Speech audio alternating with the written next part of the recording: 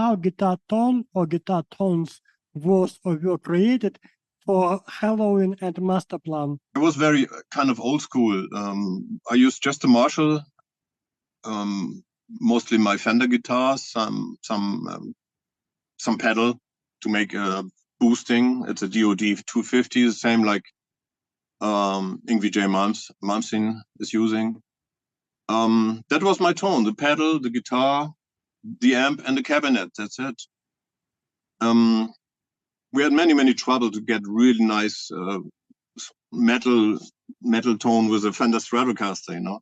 But I loved the sound so much, like early Deep Purple, like Machine Head album, or Yngwie, especially in the beginning, the warmer tone he had.